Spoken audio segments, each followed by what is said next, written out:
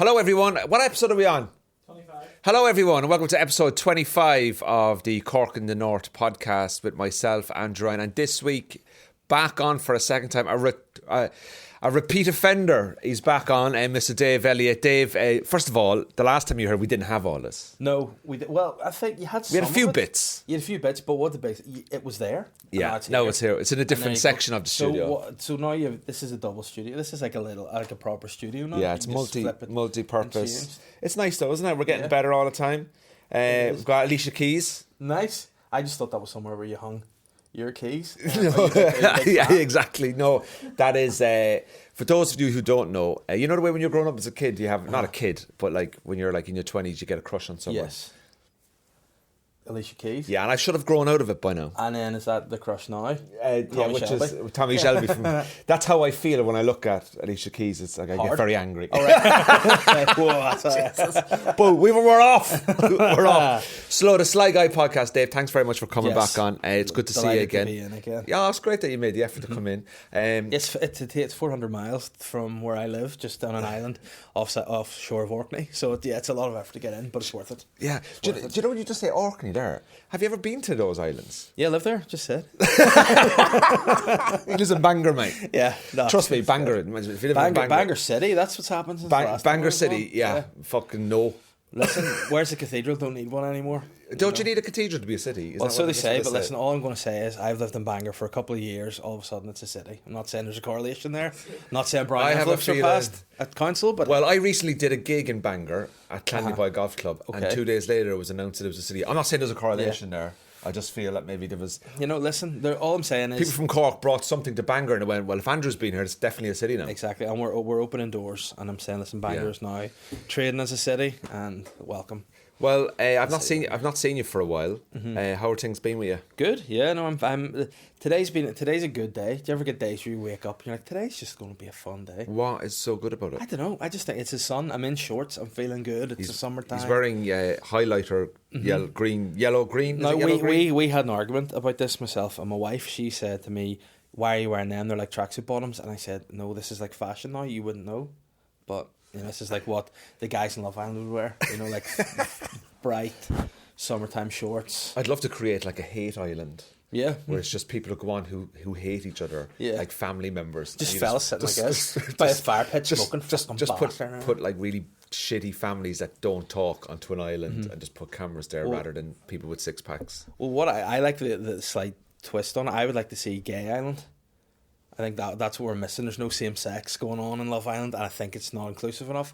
Whereas I think you throw just Gay Island, just the guys in there, it'd be so much entertainment. They must have something like that They must have some sort of a dating show for people. I hope so. But if it was Gay Love Island, it'd be like RuPaul just meets Love Island. It would be fabulous, and it would be entertaining, and the bitchiness. What? Oh, be 10 out of 10. Fucking bitchiness, mate. Jesus Christ! Can you imagine the recoupling? Everyone would be like, "What'd you say about me, bastard?" Have you ever been to like a gay pride or anything, a festival? Just by I went to. I've been to them.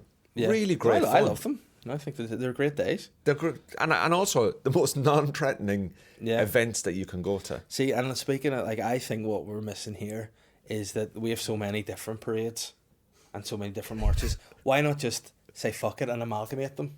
The LGBTQ Orange Order March. Correct. Can you imagine? Just you do keep the sashes, yes, but you just put them on guys in hot pants and your topless torso, and they're just more, I don't really think instead of sticks it's dildos.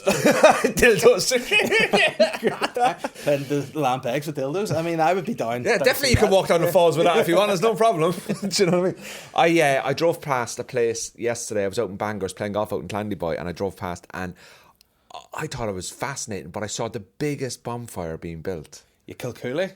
It was in the front of a housing estate, yes, and there's like a couple of I always say murals. Yeah, murals. I mean, is that a thing for me? I do think people say murals here. Do they? I do think I think it's. But again, here a lot of people say things wrong. So it's definitely murals. But I was driving past and I looked in and I thought, oh, that's interesting. Mm-hmm. And a lot of the pallets at the bottom were painted blue. Yeah, and I can see obviously they're painting them. I think obviously the British colours, I presume. Yeah. And then I just thought, wouldn't it be hilarious if I came over at 2 a.m. when everyone's asleep, and just painted and just set it on fire, or like burnt it early, or stole some of the pallets to resell on eBay. But that's a thing that happens. There's bonfire wars that go on amongst the states now. I remember I used to work. My job was the title was community cohesion officer. So I'd worked with all sides of the community, and like around bonfires, obviously on paper, bonfires are illegal on certain sites.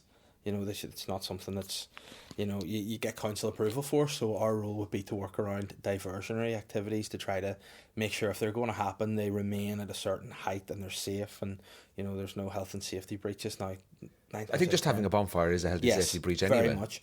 But we'd work around those sort of things, and the storing of pallets, like deals would be made, like you can't put it on site before June and blah blah blah. And I remember one year, like there was just people from other estates just whizzing around in the cars. Just I think this is an exaggeration, but like shooting fired arrows, like Robin Hood, Prince of Thieves, at bonfires. But there were wee kids going around cars lighting all the other ponies. I think that's a thing, because if you have the biggest one, it's a real. I love the fact that there's kids in the north that go like, "What are we doing tonight? We're going to get in the car. We're going to drive around. We're going to get some beers. We're going to go clubbing. Yep. We're going to maybe talk to some guys or girls. We're going to smoke a bit of weed. Now, what are we doing? We're going to go and fucking burn wood." Yeah. Like that's the fucking. Which sounds like a euphemism in many respects. Do you know what I mean? We're going to burn wood. We're going to go to a different estate, and we're going to like our wood is better than their wood. Yep. Like, because they want the biggest, but the biggest is best, and that's an honour amongst the community. Is it? To have really? Yeah, like that one you were talking about a few years back. They all look like the Leaning Tower of Pisa, like they're just about to fall over. See that one that you saw in Kilcoo? It's on a hill. Yeah. So it takes, like, you need to have structural engineers in there to make sure it's. And there was one year that they were talking about this being the biggest and most structurally advanced bonfire, because it had like giant spindles, like were wire from like wiring cruise ships and all that. And it was. And then a day later it fell. Before it was lit, it fell, and I had a day to rebuild it, and I was like, oh, bollocks, But I just imagine a structural engineer, like you said, who's done 4 years in Queens, spending $9,000 a year to be a structural engineer, and go, right, what are we doing? Are we building a motorway? Are we going to build a skyscraper? No. I need you to make sure a bonfire in Bangor is straight. Yeah. I don't really because that's the orange order. They do not want gay bonfires. Make sure not having none as private. Well, I think the less said about the orange order upon recent events, the better. Yes, absolutely. Basically, what's happened. But we're into this season now. Yeah. My first proper season. Tis the season. Tis the season. Yeah. My first proper season, and obviously it's been announced that the protocol has been changed by the British government, which I know fuck all about. But no. I'm very. I'm not going to say looking forward to the season, but I'm very interested in the season because I'm going to experience it. I'm going to experience the fucking road closures. Yeah. Would you? It's very common for people to leave, isn't it? Yes, go on holidays. I've looked at my diary, and I'm staying. Mm-hmm. I'm staying. Yeah. Would I be able to just go down and watch it? Obviously, no problem. Yeah, but I'd say so. Now it all depends on what you're doing. Because a few years ago, if I turn up with the Bobby Sands flag and the Irish flag, I mean that would be a bit of an issue. But the only way you could get out of that is to be like, oh, this is to go on the bonfire. Like if you got caught, you'd be like, no, I just brought this down. If I did that and they hear my accent, I'm fucking going on the bonfire. Yeah, I would say that. But I think that is kind of easing a bit. But a few years ago, I as part of my role was trying to bring in a few beacons instead of bonfires. So beacons are more sustainable. I think it's all the wood that was left over from the RHI. They kind of like, what the fuck did they do with all this wood? We'll make beacons. So they made the beacons, and they had to try and present why these are better for the community and the environment than bonfires. So as part of that, we had to show some of the negative elements of the bonfire on a health and safety perspective. So we went and had to film. It's too expensive to take stock footage, so we had to go and like ad hoc film bonfires. So we went to this bonfire along just sort of out towards Beaver direction in South Belfast, and it's always one contentious because it's on a roadside, and if it falls on the road. So but yet for whatever reason they're like, oh no, this is just where we do it, and you're like, well, not the wisest. So we snuck around this corner to film this big bonfire for our sneaky wee video, and just heard someone like in the bushes behind us, like the Hills of Eyes, what the fuck are you doing? Jesus. And I was like, oh, just do it. And he goes, you better not be putting that in the fucking YouTubes or anything. And I went, no, YouTubes. it's private. And then they're like, will you make it the fuck out of here? And I was like, all right, sorry. So we just had to bounce, but got the footage, and great video. Yeah. Have you been to bonfires? Just in work capacity, not socially, work capacity. And again, sometimes I'd actually like. I spoke to Paddy McDonald about this. It's just like, if I'm going to live here in the north, in Belfast, I kind of want to see all sides of everything. Yeah. At the end of the day, like, just interested to see another kind of culture in flow, really, during their kind of season of festivities, whatever you call it. Just as an independent observer, and sending my footage to the UN. But like Stephen Nolan. Stephen Nolan show. Yeah. Have you ever rang in Stephen Nolan? No, because I think you have to be a certain type of upset person. You have to be a certain kind of moany bastard. Yeah, to ring in, to like take, to put your sausage roll down for a minute and go, fuck Stephen. Yeah, yeah. And I do think now. Listen, I know very much that Stephen Nolan does exactly what he's expected to do in his role. He gets the people going. Whether you love him or you hate him, he gets the response, and people get so annoyed to ring up to him and they're But like, if you take that seriously, that's a problem. You know what I mean? Yeah. Because if you look at that, like I said, my dad was listening to it the other day. I'm like, why do you listen to that in the morning? Because it's going to get you pissed off for the day, annoyed for the day. And he's like, I know, but they're doing this. Like, who cares? Let people do whatever they want. It's not your problem. Don't worry about it.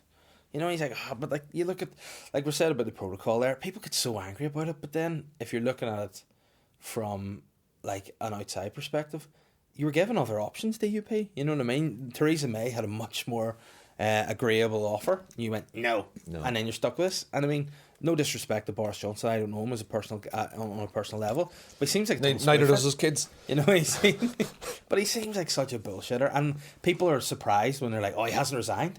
Of course, he's not going to resign. Yeah. You fucking Donald Trump still thinks he lost the election. Doesn't people.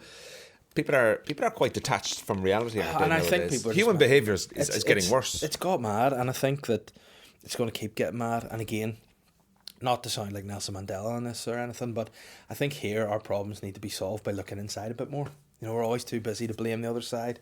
You never see people at interfaces having fights and stuff, and the community workers on TV going, and to be fair, we shouldn't have fired those bricks over it. That was our fault, but they always go, those fucking I know what you do. Yes, we threw petrol bombs. Don't worry about that. Need to go, well, let's ease off a bit. And we fuck all petrol bombs this year because of the cost of the petrol. Like, true. There's nobody going, this petrol bomb was half price last year. I'm not spending this money on the price list. I know. Be red diesel bombs now or something like that. Like, do you know where you can get red diesel? I know a few guys. I really need red diesel at the moment. Don't you live on the border between Knocknagunny and Hollywood? Well, Hollywood really. So you're on the border. And so you need to find somebody that's on the border. Like, you need to go to Slab Murphy. His house is in Northern Ireland and in the Republic, and he's both. So does he go to the toilet in the EU? And then he watches telly and then, in the UK? Like, if the police come to get him, or say the PSNI come to get him, he just nips over the border. It's like, hey, can't touch me. And if the guards come in, it's like if the PSNI come quick into the kitchen, why, we're in the EU, go fuck yourself. And if the Irish guards come in, he runs into the sitting room, we're in the fucking north, fuck off. He's got his own personal embassy. He just can't be touched. I wouldn't be surprised if sitting out the window. Julian Assange is in a prison somewhere. There's a guy going, here, I've got an idea. There's a guy on the border of the north and the south of Ireland. Yeah. You could be in two jurisdictions at once. You can't touch this, That's how he rolls. But that's because the border was designed in such a fucked up way to to keep the unionist majority in it. Otherwise, it would have just been like, right, we'll just do it there and do it there. Instead, it was like, right, we have to do this area because of land and votes. And I mean, what I'd be looking to do is just build a wall. If it was me, I'd say build a wall and get England to pay for it. Yeah, just make them both pay for it. We sit in here. Yeah, if it was me personally, I'd build a wall around North Down, but that's just me. Just keep you in. Yeah, no, it's the city of Bangor. That's just have your own airport in Bangor as well. Like, just fucking land on the sea, land on the water, and then you get a boat in. Oh, I mean, that's the dream, isn't it? Have you ever landed on water in a plane? Have you ever done one of those, like a small 2-seater, 4-seater plane or anything? No, but I would like. Oh no, I wouldn't like to. I'm scared of heights. It terrify me. Would you do flight though? Yeah. But once you're in the plane, it is, but you can kind of. Yeah. But if you're at top of a building, it would be. Yeah, it would be big willies. Where's this? The most scared I've ever been. I went to Table Mountain in Cape Town, and I was there with my school on a trip, and they were like, "Let's all get a photo of all the guys at sort of like the edge," and I don't know what happened. I was so high, my body just started to like shut down and shake, and I had to crawl to the edge and like lie in the front, like I was defending a corner or something. And it was terrified. And then I get scared if I see people who I like near edges as well, because I'm thinking if they fall, you're getting tempted to just push them. Sometimes we went up only to the stump of of what's your one called in New York? The Statue of Liberty. Statue of Liberty. We weren't allowed into our crown. We were only allowed up our stump, right? And and I was on our stump, and I was like, I can't look over the edge here because it's tall enough that I'll die, and I just don't. And like I was holding my wife like by her bra straps, being like, "Don't go near that edge. Don't go near that edge." I was terrified. I just hate heights. Just that's my ultimate weakness. Yeah, I love flying, but I was in a building in Dubai once, and it wasn't the Burj Khalifa, and whatever it was like 30 floors, but it was like a rooftop bar. And I remember just going over to the glass, and I just went, fuck no. Yeah. And I was in the Shard in London, and you did what? Where? The Shard. Oh, I actually said I was shard in London. I showered in London. I was just so high in London, I sharded myself. Yeah. Dave, I do wash in other places, but I was in the Shard in London, and I was more angry about the heights than I was about the £16 for a fucking gin and tonic. Yeah. Which was mostly ice cubes, by the way. I think that if I will die and it'll hurt in the process of dying, I don't like it. So if I'm on a plane, I'm like, it goes down, I'm fucked, I'll not No, feel but it. you think if you're on a plane, right, and the plane is going down from 30,000 feet, you have that sort of, I don't know what it is, 90 seconds to know you're going to get... I think when I die, I just want to die. I don't want to know when I'm dying. I just want to be like, yeah, and then I went to... Dum. Yeah. Like, that's what I want. I don't want an illness that drags out for 2 years. Would you take your head being, like, chopped off? Like, would you take a guillotine? No. Do Do you know what? I don't really know how... I do euthanasia. Yeah. Like, my last day euthanasia, it'd be... I'd be like, right, a bag of heroin. I want 2 bits of heroin. I want to try all the drugs. Just 2 bits. I want to try all the drugs. I want to ring up banks and apply for... I want to, like... Do you know what I want to do? I'd have to apply for a load of credit cards, blow them, and then just die. And who the bankers? No, like just rob banks or something like that. Like say I'm going to die in a week, right? Get a 25 grand loan, get the money in the account 4 days before I die, put 1 repayment back into the current account, and then spend 20. Oh, will that go, or will grand. your family be left with all this debt, and you'll be like, fuck No, that heroin taking bastards left us. Do the family have to pay your debts if you die, even if you're not like a guarantor or next to kin or something? Do like Why? Because do you have to pay tax and all when people die? But you're like, it's like, what's it got to do? What's it got to do? If I die and I owe 100 grand, why would my brothers or sisters have to pay the 100 grand back? It's nothing to do with them. Because Boris Johnson wants it. It's nothing to do with him. He's coming to get it. Do you know what you could do? Is there any way that you can, like, if you know you're going to die, you can, like, legally separate from a relationship with your siblings? Yes. So you can come out of the family and say, I have no legal issue with them, and then you die, and then they don't get stuck with the bill. Yeah, but then would they get some of your stuff as well? Like my throws and my cushions. Yes. And stuff. No, I'd sell all them beforehand. Right. Okay. But while I'm alive, it's my business. I can do what I want. See, I like. There must be a way. See, Drifters must be a gold mine then. What's drifters? This is producer Sean. Just someone with like no family. Yeah. Yeah, because like you hear people that say like, oh, do you ever see these ads that are like over 65? Are you planning for your retirement? Take out equity in your home. Yeah. And you don't have to pay it back until you die. And then it's like a funeral care. Have you seen this? You can pay insurance for funeral care. And I go, how are you going to pay for your funeral when you're dead? I'm like, I'm fucking dead. And I go, like, it's not really my if you problem. die, if you die on the street, if you're, God forbid, you just die and you've no money, the government have to bury you somewhere. Yeah. So I just stop paying into your own funeral when you know what I mean. I just think I'd like to be like a pet dog or something. Just fuck me in the backyard.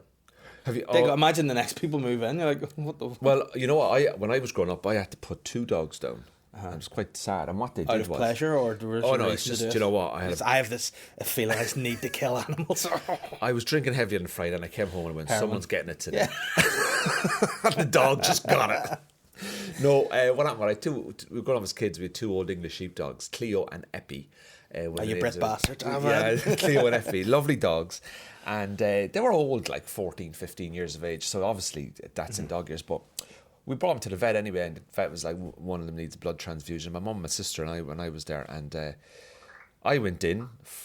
Oh, pardon you. I went in, and they said, look, we'll put him down, you know. And we were like, we basically had a discussion, and we agreed that was the best way forward. He was an old dog. She was an old dog. But both of them at once? No, one dog, and then the other one I think was maybe about 8 or 9 months later. I can't remember. But I explained to them, I said, what happens after the dog like we leave. Like, where does the dog go? Like, where does you know what I mean? And basically, the vet was like, well, what we'll do is we'll inject into the dog, and I'm like, right, okay. And obviously, it's quite traumatic, you know. Like, you know, my mum and my sister are very upset, obviously, and you can buy a little comfort bag. Yeah. So like to go into like a sack, but it's really fluffy and you know. And then I was just like, he just said to me, "Oh, we'll be cremated," and I was just like, "Yeah, that's fine. How much is that? 300. There you go." Like, well, you know, whatever it was. Yeah. But that was it. Like, the dog passed away. We all said goodbye. Got into the car, went home, and you're like, I do not have any clue what they've done with that dog since. Like, that guy could have been like... Did you get his cremation? Did you? Or did never you got anything, no. So when our dog died there a couple of years ago now, we got him cremated, and he was like in this wee... Looked like a cylinder. Like, you know, whenever people do like gender reveals at parties, and, and it was like that, but it had his ashes in it. And it was like I think it was like biodegradable. So that it was hard to open. She had to like fucking... put finger on the top, and then my finger went through. What are you trying to actually get out of the ashes? You need to like to spread the ashes. Yeah, to spread the ashes. So I was like, put my finger, and then I was like on the top. I'm like, what's that? Fucking that's him, and then just poured it into the sea. Oh, that's and then you're nice left this way. Yeah, it was nice. So we can kind of go past and go. You know, that's where we. You know, dumped his body in the sea, but it was quite nice. And you sad losing the dog? Oh, I was heartbroken. How long did you have? What was the dog? What type of dog and name? My dog was Chinese. He was called Charlie, and he was a Shih Tzu. So he came all the way from China, and he moved over here. Didn't come over in 2020, early 2020 by any chance? No, he went out. Actually, maybe that's it. Maybe when he went out, something else. Because something happened. Yeah.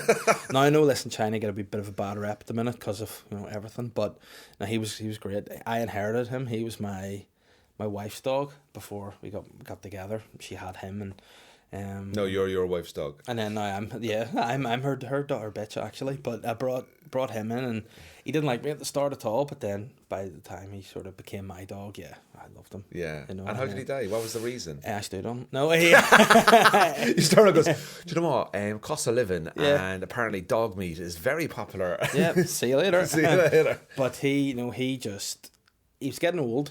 Right. And his eyes were kind of going a bit, but he bit our child. And he bit her a couple of times, let's be fair. He bit her a couple of times, but he's... Even after the first time, you were like going, no, that was just a one-off. But the first time he bit her like on her bum. She was running about in nappy, and he bit her on her bum. And then as she said it wasn't cut or anything, I just looked at her toes, and she had like a load of hair from his tail between her toes, so she must have fucking stomped his tail and got her. But the second time he like really went for her, but she was wearing a shoe, so thankfully nothing happened. But then at that, like, I was carrying him up to bed and stuff at night, and he just couldn't do the stairs. We brought him in, and the vet was like, time's put him time. down. And I was heartbroken. You know, it was like the drive back from the vet without the dog is horrendous. Well, I was too emotional for that. So my mother-in-law took him. She's like, I love it. I love killing things. Let's go. Let's take him. I'll do it myself. I'll just cut his throat. And I won't be surprised because she's killing her fucking marriage as well, because she keeps calling around. No, but like the drive back. Yeah. I remember like I remember the drive back from both dogs. Uh-huh.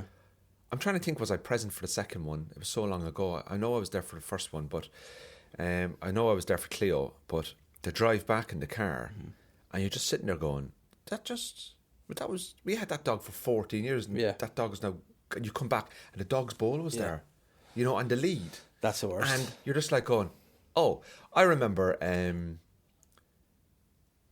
just being like incomplete going, and I going back home was going, cup of tea anyone? And then everyone's just sitting there going, did this, what was this? And it's just a really surreal experience that people kind of...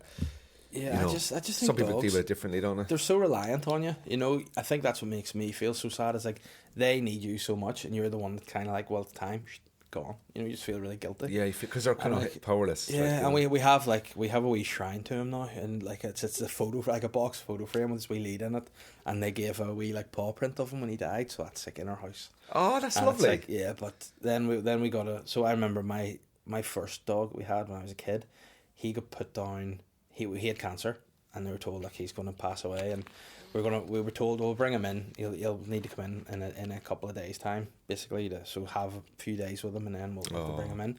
And then he got really sick in the evening, so I was living out of home at the time, and my mum and dad had to FaceTime me to say bye to him, and he was just so sick, and it was just awful to see. And then I got him put down, and it was terrible.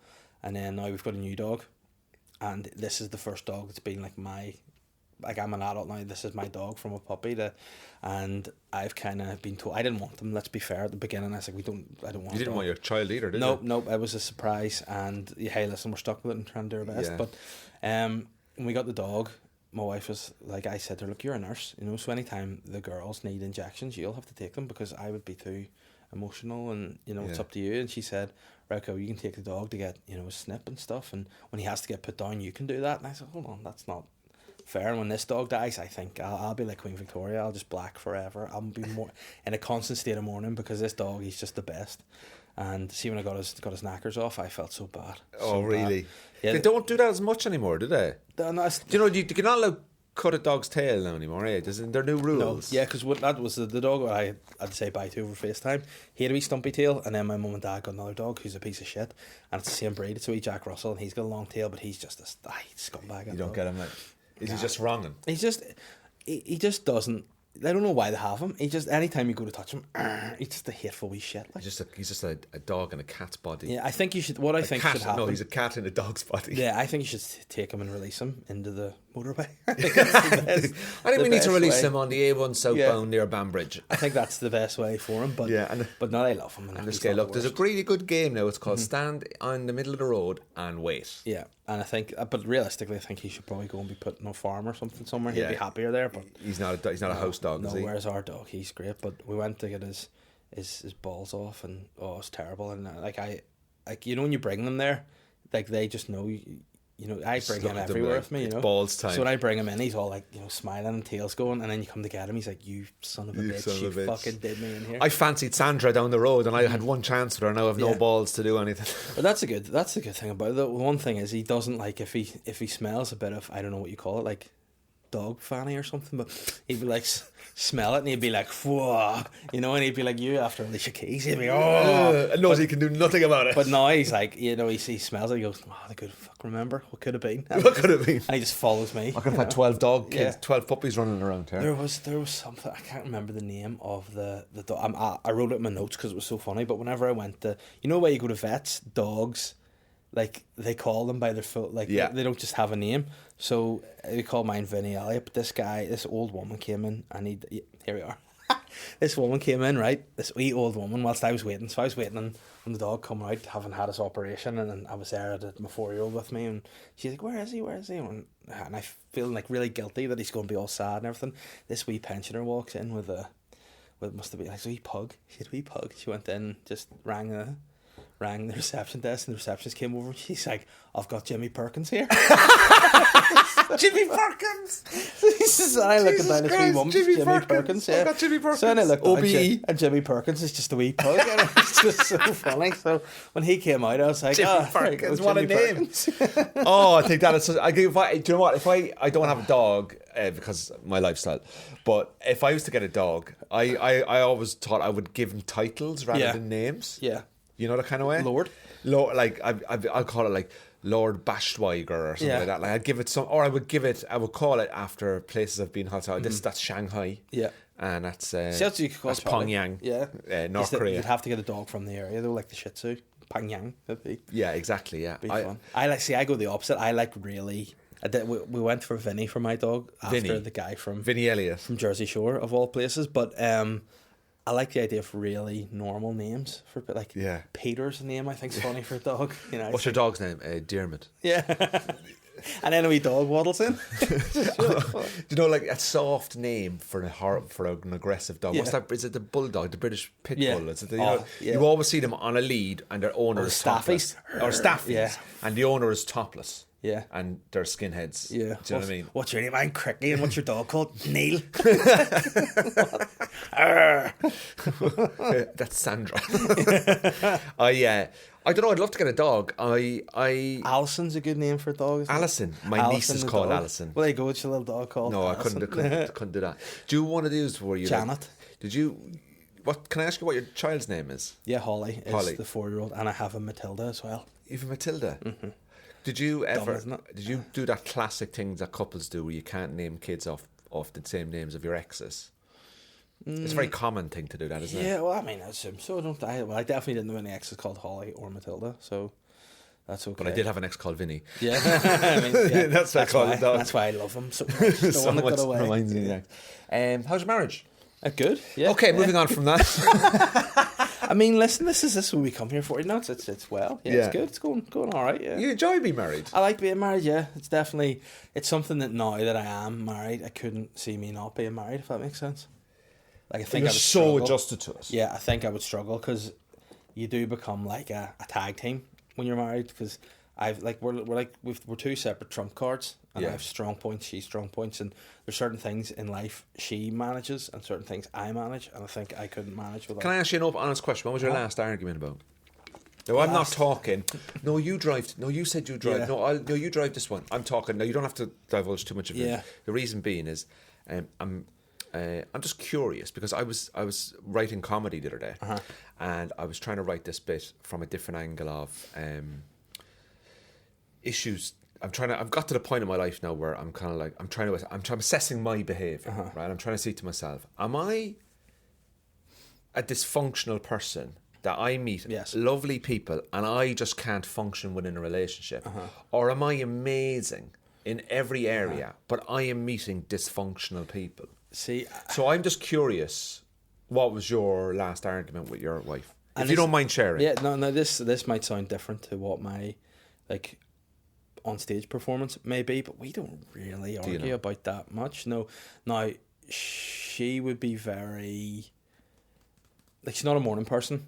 For example, she'd wake up and fucking bad strop, and to me it's like, well, that's not an excuse. Just be civil, be sound. But then I can be irritated, and I can be grumpy myself. But we don't really the last big argument. I honestly can't really remember what it was about. Would you probably me putting on the tumble dryer when it's sunny outside? That's a problem. The cost of living, I get that a bit. Yeah, but I don't really care about that. So it's one of those things.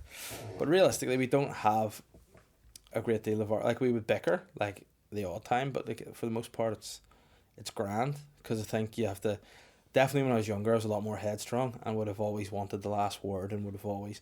Whereas I think the older you get, the more you go. But if you win an argument, you don't actually get anything out of it. It's if anything, you probably lose something. Yeah, so it's better to win in your own mind and go, I'll let that go. But we don't really argue that. Yeah, she cheated on me, but I win that because that just proves to me that she needed to know that I was the best. Exactly. There you go. You know what I mean? But no, probably the last. I'm very much. Catherine would be an organizer and plans. I'm very much a cross a bridge when I get to it. So, I think. So you deal with it. I would be very like you. So, for example, if I have to go to a wedding on a Tuesday, I know some people, men and women, do this. They're a week before. What am I going to wear? What time are we leaving? I'm like, I'll deal with that on Monday. Yes, I'd be exactly like that because I can't change. I can't Google the traffic for next Tuesday today. Yeah. I can't Google. We're booked into the hotel. We'll just get up, shower, pack our bag, and go. I'll just deal with that when I have to deal with it. That's something we bicker about. Now you mentioned getting ready. Catherine will take perhaps an hour, maybe more, to get ready. It's a disgrace. And then, whenever it's my turn, so maybe if I'm looking after the kids or sorting whatever, and she's getting ready, when she comes down, she's like, "Right, come on, let's go." And it's like, I need just 5 minutes just to throw water in my face and spray in my pits.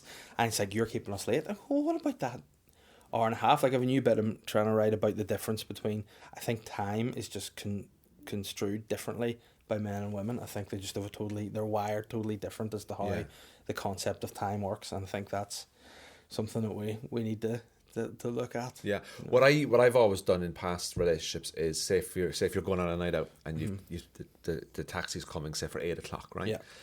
Yeah.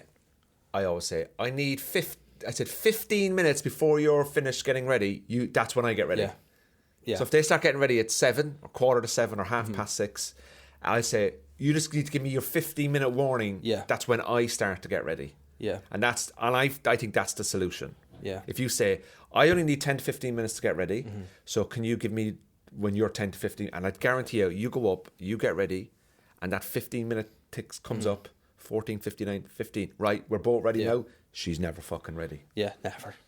But never ready. See, I think the thing about crossing bridges, and then it's the keys. Yeah. Then you're driving in the car, the straighteners. I'm like, That's oh my good God, oh like, my good God, yeah, oh my good God. She'll say to me, do I look okay? I said, yeah, you look fantastic. Yeah, but I'm not really too sure about this. Yeah, but you look oh, Jesus, no. But like, she'll say to me, this is a very common one, where's my phone? Your phone? I don't have fuck that, I know. Yeah. You know, and I said at the beginning, I was like, oh, I'll have a look for it and all. Now I go, it's not you, wherever you left it. You know, I don't know where your phone is. Can I ring it? No, because it's on silent. Well, just be less. You know, and then she'll be like, well, you're always like, anytime you get a chance, you'll have a sit down. I'm like, hey, I like a sit down. And, you know, that'll annoy her. So try to, at least if I hear her coming, stand up. You know, so, look like you're busy. Yeah, just be like, even twiddling my thumbs, at least I'm not sitting down, you know. Does she ever go at you for sitting down? I think sometimes if she sees stuff needs done, but yet I would be, like, in our relationship, I always describe myself in football terms.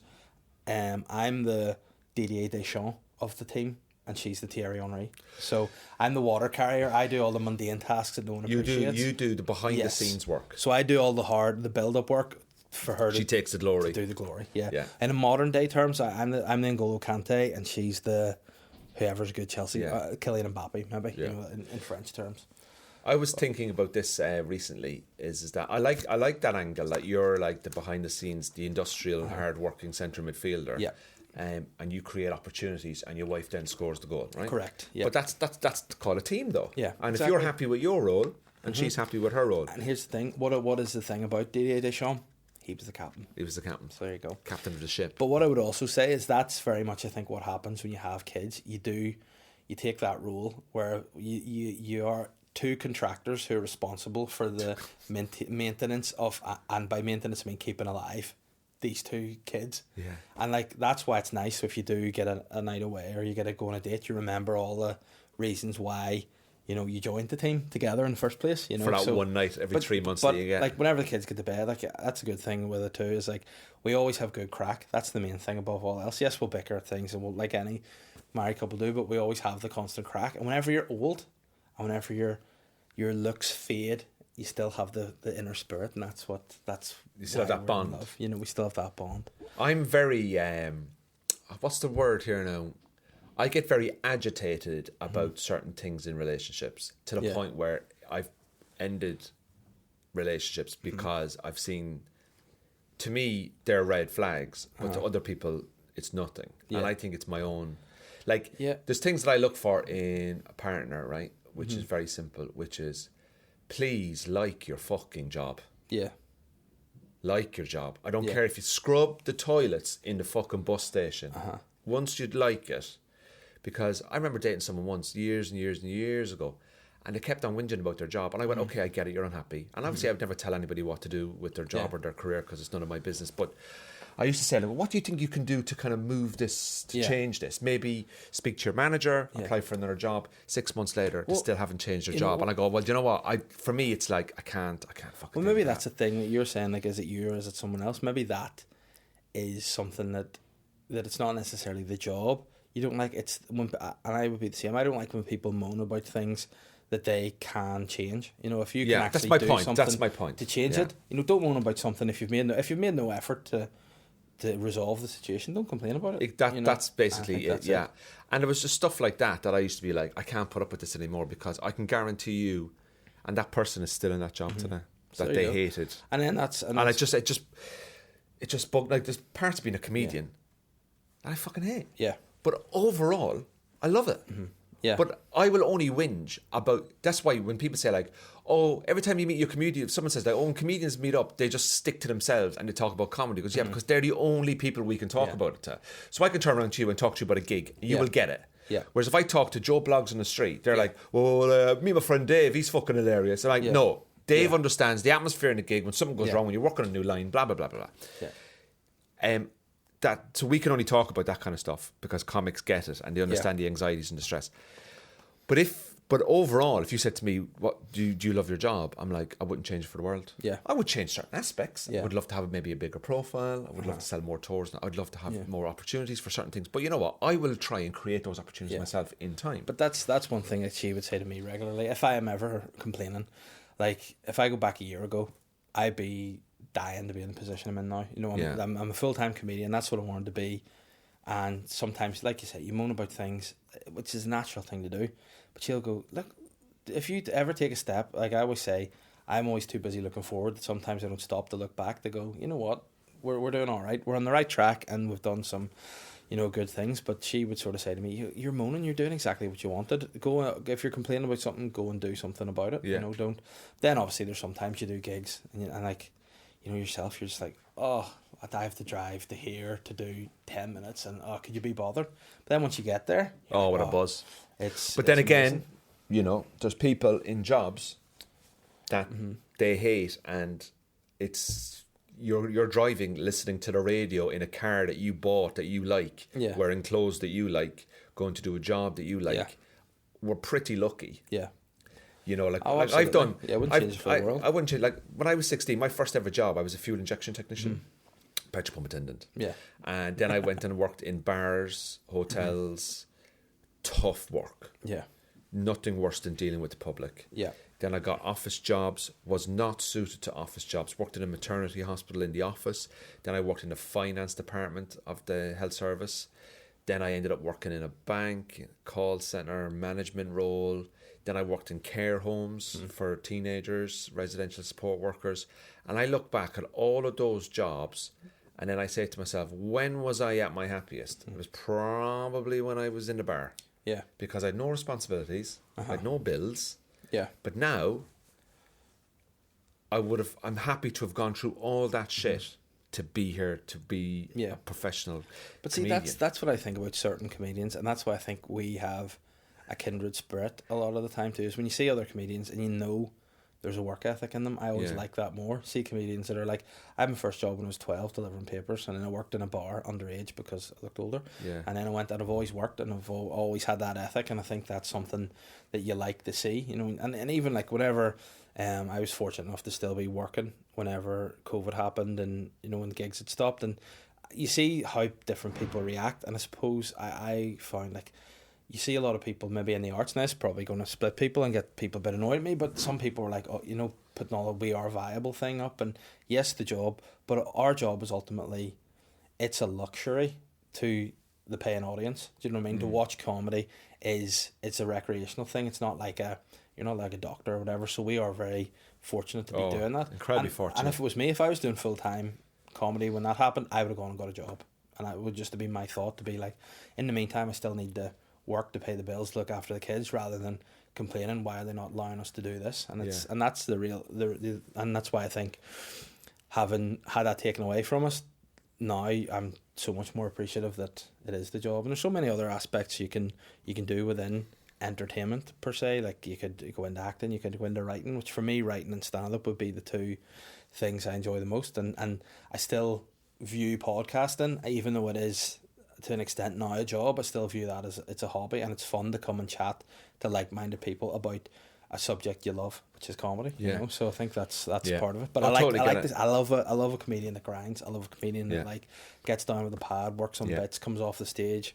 I love that, and I think that that's the ones that I always like to see getting the rewards for the work. Really, one thing that a reason why when I was living in London, I was probably doing maybe 20 shows a month, and the reason is I used to always chase my diary. Yeah. Because I always had this fear of going back to work. Yeah. Because I don't see, like, it is my job. Yeah. And, I love it, and I get such a buzz. Like, by the time this podcast goes out, I'll have done 3 nights with Jason Manford this week. Yeah. Nice. So I'm doing about just maybe 3,300 people. Casual. Yeah. Vicar Street, Cork Opera House, and in Galway Town Hall. He's coming up here, isn't he? He's doing 2 nights in Belfast. Yeah. Is he coming on here? He's not coming here because what's happening is that when this goes out, I will be currently in New York, but Chris Kent is doing them. So what's happening is I'm going to Cork to do Jason Manford's tour support. So I have to go from Belfast to Cork, and Chris Kent has to go from Cork to Belfast to do so. It would have been a lot easier if I'd have just stayed in Belfast and done his gigs in Belfast. Is he hosting for you for a couple when you're away, or is Chris Kent doing the Belfast shows? He's doing Jason's Belfast shows. Yeah. So I'm doing Jason Manford's Cork show. Chris Kent is doing Jason Manford's Belfast show. Chris lives in Cork and I live in Belfast. It would have been easy if we just both stayed in the same city, but we have to cross over. Yes, no, I get you. And I was just like, I'm just like turning up to these venues, Cork Opera House, my hometown, to 1,200 seater, and I'm just like going, this is just phenomenal. Yeah. Like, to be able to walk out and be like, all right. Yeah. And I can have a couple of jokes lined up about about things I did when I grew up.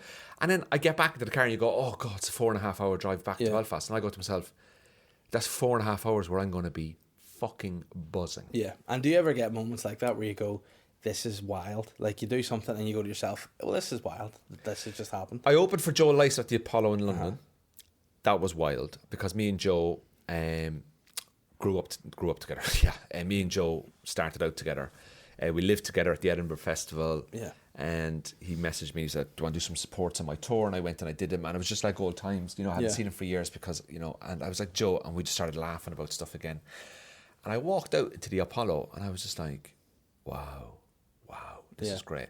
Did the Edinburgh Playhouse a couple of times. That's about 3,000 people. It's a great venue. I did that with Adam Hills. I remember one night I went out and Kevin Bridges was hosting it. And I went out and I did really well, but I felt I left something out there. But you only get 6 minutes, all right. So it's very hard, to establish, But the part of being a comedian is you got to go. Well, if I'm only going to get a 5-minute opportunity, I need to be in my head. I need to know what I have. That's going to make me come across the way I want to come across in that 5 minutes, i.e. versus a 20-minute set or an hour show. Whereas an hour show, you're like, let's all relax. Yeah, you know what I mean. So. Did the Edinburgh Playhouse, went out one time and I did a routine about my nephew's christening. And I remember Adam Hill said to me afterwards, he just went, he said that was the best of the night. And I just went, nice one. And I'll never forget the energy that came back. Because if you do a big room like that, because they're so far up in the balcony, the laugh kind of comes in a wave. So you do your joke where you get a laugh. You do your joke, you get your laugh. You're getting your laugh from the people in the front. But you have to delay the time for a second or two because the laugh has to travel down from the top. So your timing's a little bit off at the start because you're kind of trying to read you have to kind of give yourself a bit of a pause after the joke. So I remember coming off that night and I think it was 4:00 in the morning. I was still wired. Yeah. Just the endorphins. And I was just like this going, I am so utterly happy that I created this. Yeah. If this was the best my career was ever going to be, I would 100% take it. Yeah. Yeah. Do you know what I mean? Absolutely. 100. Yeah.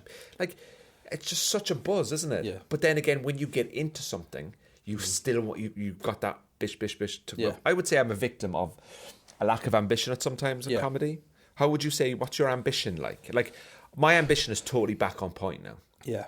I think for me, for so long, my only ambition was to be full-time. That was all I ever worked towards. So now you've got that. Yeah, and I like the bridge thing again. Once you get to the bridge, you cross it. And that was my goal. Now I'm over it. It's like, right, what can I do? And it's now to live comfortably off it, So that's my goal, is to like make sure that, shows sell well, and ultimately me as an act, I want to be as good as I can be as a stand-up. Yeah. And I want to really focus on my hours, to be like even last year, I was really happy. The first time I've done an hour and come off and gone, I'm happy with that. And this time around, I was just working on it last night, actually. And I was like, these are my bits, but now I'm grouping my bits into, bigger bits. So I was like, this segment's about, I just wrote, the heading was husband, wife, shit, parenting, shit, things that other people notice, shit, and then it's like all the story, like trying to merge it. And I was like, that's from what my first maybe hour was, of just a load of bits. Then now it's like bits within bits, organised, the structure of the show. Flows naturally. So if I went to an Edinburgh, for talk's sake, I would have a show that would be ready. Are you doing Edinburgh this year? Not this year, because of the finances of it, really. I need to I'm not doing it. I'm not doing it because I decided to concentrate on my tour, which is on sale in November. Tickets are available at andrewryancomedy.com. Thank you so much. I'll be putting up links. But I'm going to concentrate on that. And also, I actually, I live alone. Yeah. Single income house, cost of living, and I just went, you know what? Yeah. I can do it. I could do it. Yeah. But afterwards, it's just chaos again to get back on top of yourself. And I thought, why don't I write? Because you go to Edinburgh and you go there and you think, well, what am I going to get out of it? What am I going to get out of it? And then you go, people do it to try and tour, bits of TV and stuff like that. And I was like saying to myself, why don't I just do the tour? Yeah. Why don't I just do shows? I think that you're right. Edinburgh's great though, and I love it. But to me, it's a wee bit too much of an ego thing. That goes above common sense at the minute. You know, it's great fun. Every year you go, it's great. You're out most nights, you're socialising with people you maybe haven't met, or you could be fans of their fans of you. It's fun it's a great melting pot of comedy. But then ultimately you're coming back of it, your health's in the pan, you're busted, you're wrecked physically, mentally, financially. I lost my gallbladder around Edinburgh Festival. See, I totally believe that. And that's the thing with it, is that you have to almost be, like for me, I said I would go now if I knew like I could take my family out for a couple of weeks at least, you know, that, because I couldn't do a full month without seeing the girls, like. And I think that, you know, if you were going and earning reasonable from it, yes, absolutely. If you're going there and you're doing 400 seaters a night, perfect, go there. Why would you not want to go there? But if you're going there and you're in a 100-seater and you have to stand on the street with a firing team, and when you actually break down the costs of Edinburgh, and I can understand, you know, things cost money, and I get that, but you're just a bit kind of like, fuck.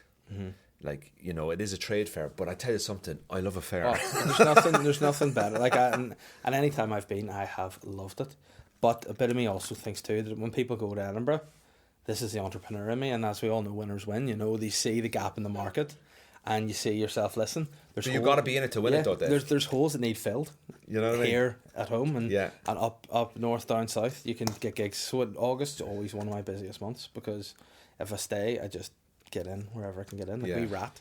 And the thing about Edinburgh is you could be awake for fucking 20 hours. Yeah. You know what I mean? And then, you know, you're working for 20 hours. That's how you get success, isn't it? Yeah, so you work 22 hours a day, sleep 4. Figure that out. Do you know what I mean? It's crazy, isn't it? But like, you know, you just you've got to have the right mindset as well, don't you? It's all about mindset, and it's all. But then, you know, you have to, at the end of the day, you the only competition you have is when you look in the mirror. Yeah. So. And I think also it's very important, as a person who goes to the Edinburgh Festival, is that you got to believe that you are the best. Isn't that right, Dave? Yeah. At the end of the day, I always look at it with the mindset of, you know, the lion doesn't bother himself by the opinion of sheeps, and sheeps isn't even a word, because the plural of sheep is sheep. So that's how I look at it. But I also think it's very important, Dave, isn't it, that you got to dream big. Yep. Listen, at the end of the day, the longest journey starts with the first step. Isn't that right, Dave? That's all. Yeah. And I also believe that the only way you can succeed in life, Dave, is if you believe that you will succeed. Yeah. And the only way you can make things happen is to make things happen. I have never felt. Do you want success? I am success. Get success. How do I get success? Be success. Dave? How do I get success? Achieve success. How do I get success? Believe success. Yeah. Is that success? Yeah. Yeah. That's the only way to be success, is to eat success. Is to eat success. Eat it. How do you eat it? You eat it and you be it. How do you be something you can't eat? Then that's what you need to figure out in order to be success. You know. There we are. What a fun time. I hope your listeners are inspired off the back of this. I hope people are going to put down the negativity and just, you know, reach out, listeners or watchers, reach out, grab the negativity in the air, scrumple it up, throw it away, let's start again. There you go. Remember, 6 figures is only £274 a day. There you go. £274 a day, 6 figures. So then say to yourself, how much is that, sorry, Sean? £274 a day. £300 a day. That's all that's what you should be aiming for. Aim bigger, dream bigger, achieve more. But what if you can't? What if you're having nightmares? But you know what? I remember I saw Molly May, one of my...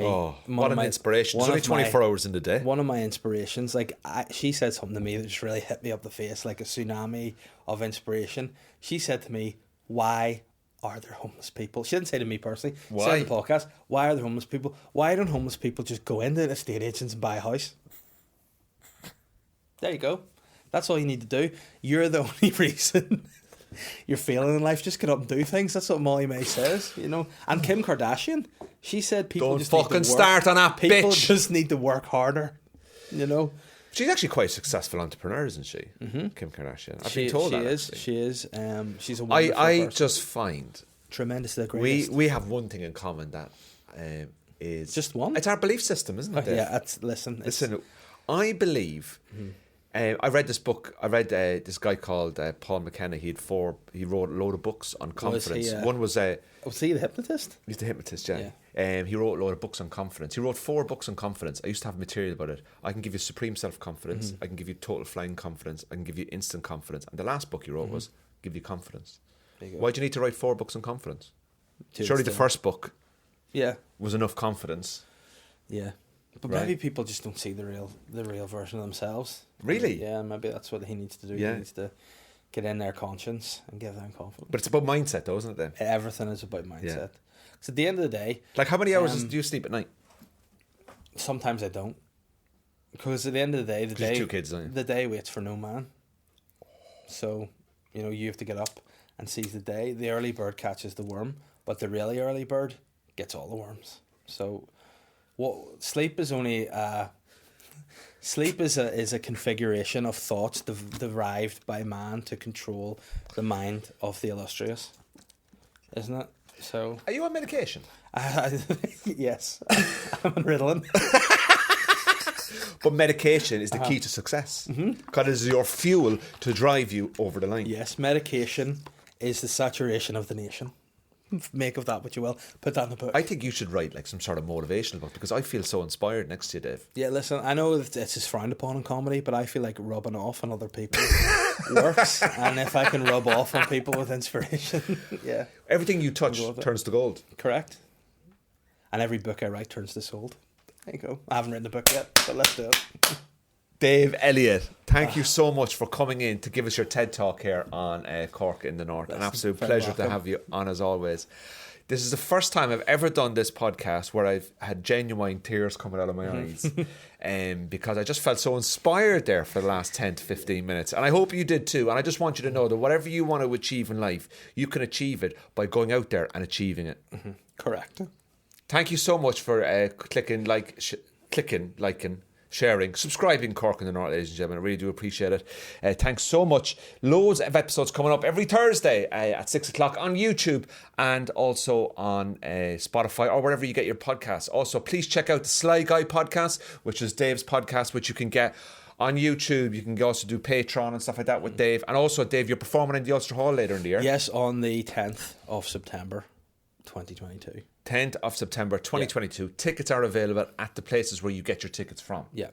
On my social media. Social media. But you know what? If you want the tickets, you'll know where to get them.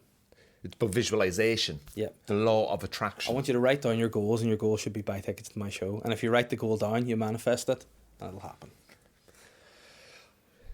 Okay, Dave. That's the end of having you on this week. You're all right. Ladies and gentlemen, thanks very much.